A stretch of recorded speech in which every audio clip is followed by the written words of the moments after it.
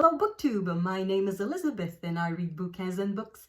This is the 1001 Books tag. It was originally created by Sandy at Ms. Reads a Lot, and I was double tagged. I was tagged by Gina Stainer and by Jack at Spread Book Joy. I will leave links to all of these channels in the description box below. First question, let's go straight into it. 1001 lists. Do you follow any book lists? Now this is a list I received when I was in high school. I made a video about it yesterday as a prelude to this tag. In the video, I read the title of all the books on this list. And as I said, there are 40 books and they are by 40 different authors. So it's normal that there's just War and Peace for Tolstoi and not Anna Karenina, and that there's just Othello and not Hamlet or Macbeth or anything else by Shakespeare. So that's normal. So the question is, do you follow any lists? Well, I've kept that for 30 years almost, over 25 years. Do I follow that list? The answer is no, I don't follow a list. And I wanted to talk about this list to explain why I don't follow lists. In yesterday's video, where I named the titles of the books, I asked you to think about things that were missing from the list. Not necessarily specific authors, but things in general. And so far, I'm filming this not quite half a day after posting yesterday's video. So my yesterday's video is in fact today's video. Anyway, my video about the list specifically has been out for only a few hours. But already people have found what is missing from the list. At least one of the two things I had in mind. First thing they noticed, lack of diversity. There's just one Black author on the list, nothing else. Every title comes from either Europe or North America, so nothing outside of that. Second thing they noticed, no French authors.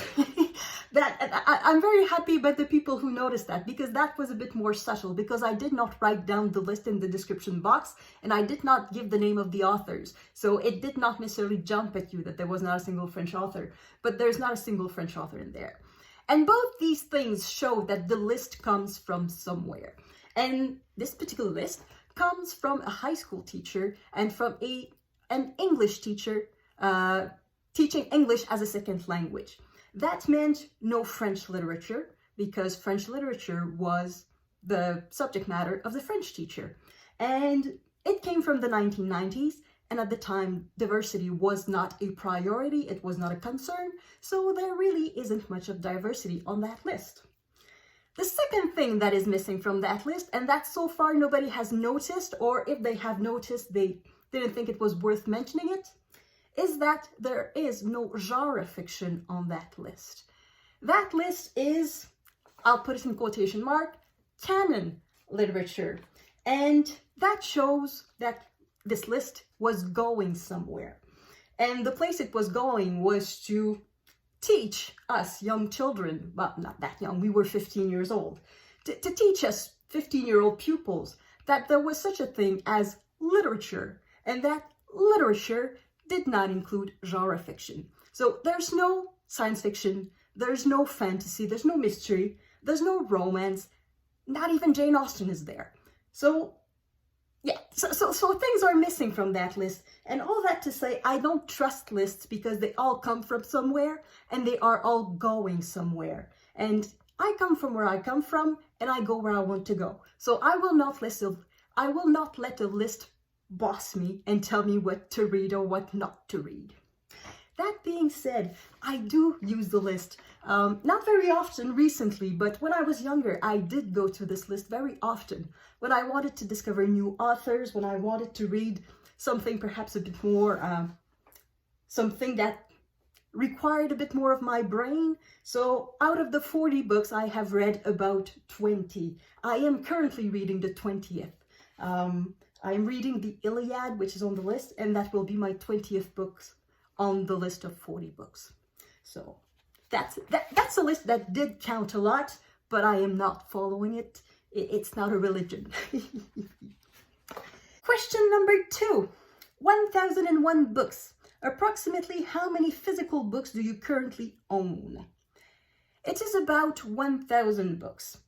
About a year and a half ago, I counted all of my books, including cookbooks and dictionaries, everything that was a printed book, and I just excluded magazines and sheet music. So really all printed books, and I counted them one by one, and I arrived approximately at the number 850.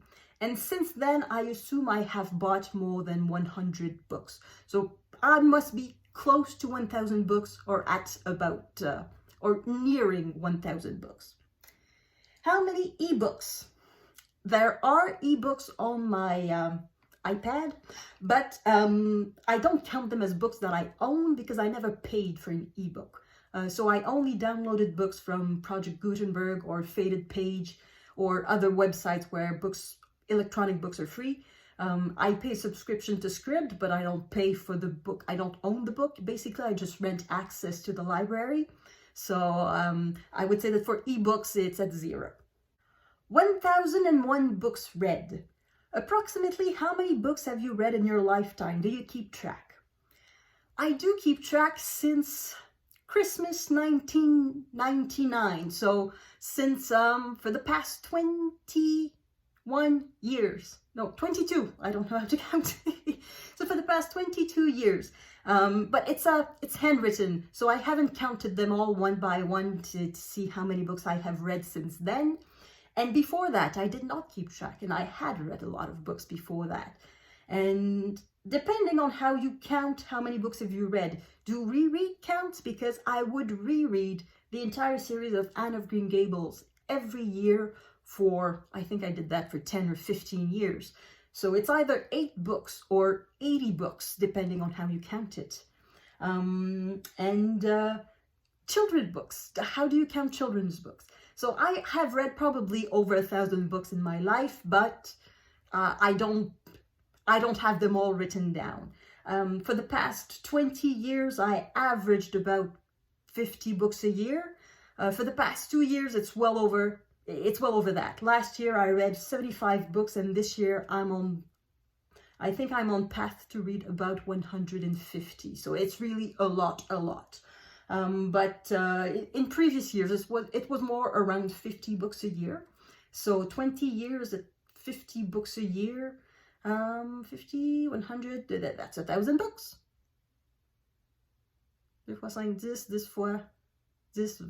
It's 1,000 books. So I have read 1,000 books.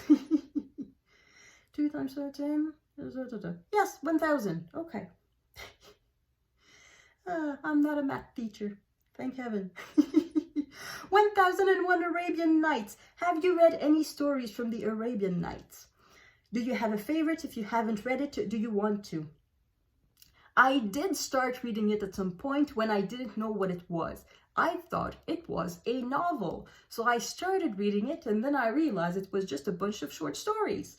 And I was not that interested in short stories, so I stopped pretty soon. So I guess my favorite story is the basic one about the princess telling a new story every night. But the stories inside of it per se, I don't have a favorite because I haven't really read them. I don't know if I want to read the entire thing.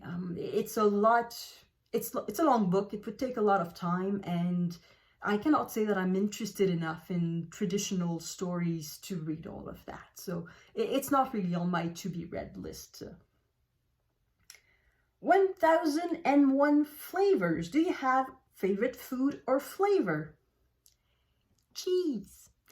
If you want me to eat something, put cheese on it. I'll eat anything with cheese on it. Yeah. So my favorite cuisine is Italian cuisine, followed by French cuisine, and I guess Swiss, because they have the Swiss fondue and raclette, which is full of cheese. So cheese, a lot of cheese. Cheese is good. I love cheese.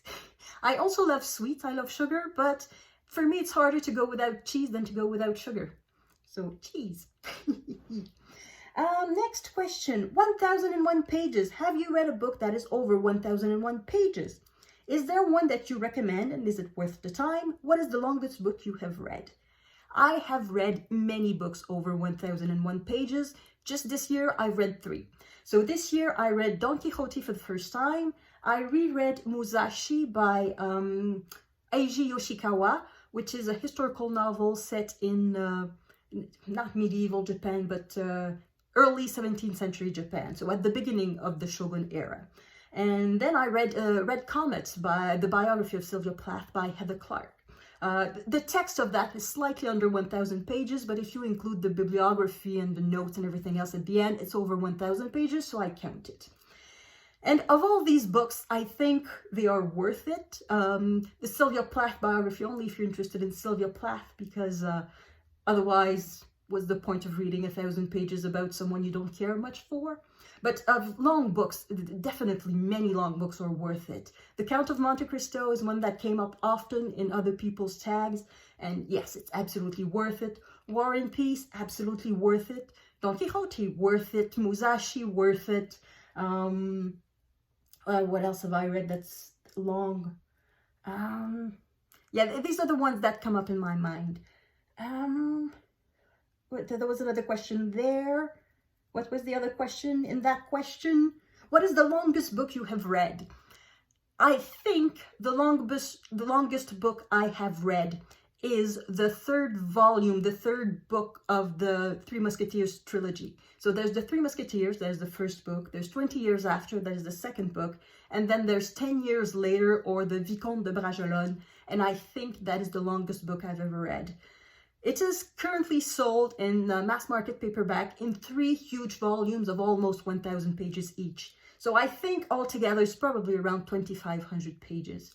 And I read it just once, as contrary to the other 2 of the trilogy that I've read more than once. That one I read just once. I don't own it. And that one, it's interesting. It's worth it to say that you know what happens to the Three Musketeers and D'Artagnan, what happens to the 4 Musketeers, how they end. But other than that, the entire book itself, there are many long passages in many quite tedious places. So that one is semi-worth it. Next question. 1001 buckets. Do you have a non-bookish bucket list? What is one thing on the list? I don't have one. I did make a list of the sort when I was younger, when I was, I don't know, I'm going to say a teenager, but my late teens. It's probably after watching a show like Oprah or something like that, where they encourage you to live your life to the fullest and make goals. That's how you will accomplish things. And I probably did a list at the time. I remember doing a list of the sort, and I now realize, I don't think it took me very long to realize that it's the sort of list that is meaningless. If you really want to do something, just do it. Otherwise, it's just a dream. It's not a project. And yeah, and so many things don't depend on you. That's so American, thinking that everything depends on you. So many circumstances don't depend on you. So I don't think there's a point to make a bucket list, unless it's things that you can easily do. And if it's easily doable, then why make a list? So no, I don't have a bucket list. 1001 numbers. Do you have a lucky number? No, I don't. 1001 authors. Do you have a favorite author and or genre? When I was younger, I used to have favorite authors. I would read a book by one author, and if I liked it, I used to read a ton more. So I read Anne of Green Gables and loved the series, so I read all of the books by Lucy Maud Montgomery. And then I discovered the Three Musketeers, and I read a whole lot of Alexandre Dumas. And then I read some Agatha Christie, and I read a whole lot of Agatha Christie, and so on and so forth. So once upon a time, my answer would have been Alexandre Dumas, and then it would have been Dostoevsky. And now I cannot really name just one author, a go-to author. There's Jane Austen, that I've read all of her books, so in a way I guess she's one of my favorite authors. But at the same time, I don't think I would be happy reading just Jane Austen for the rest of my life.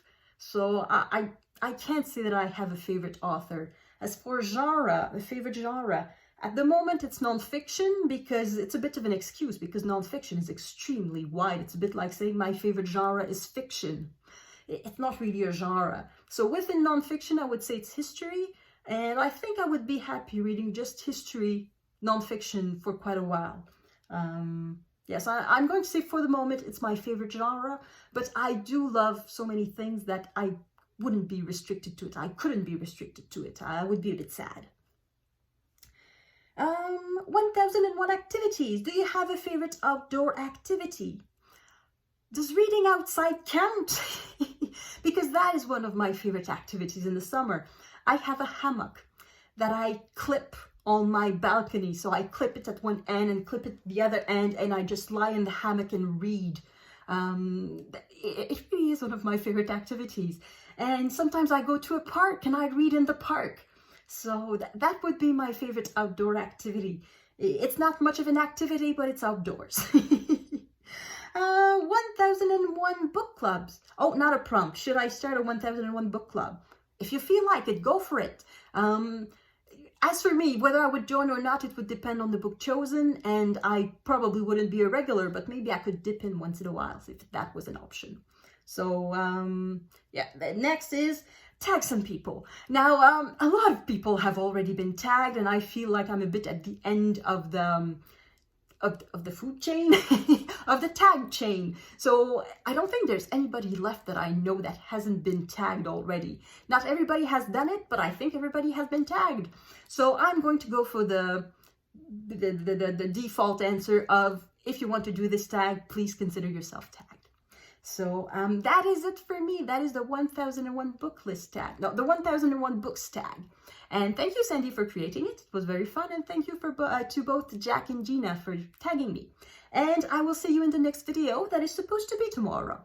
I have to admit that this Vlogmas thing is starting to be a little bit heavy because I have nothing in reserve. So I'm filming this on Wednesday night, and I'm going to post it on Thursday morning. And on Thursday night, I will film the video that I will post on Friday. So yeah, maybe I'll film a few this weekend just to have a bit of a buffer so that I could take a day off. But yeah, see you tomorrow. Thank you everyone for watching. À la prochaine.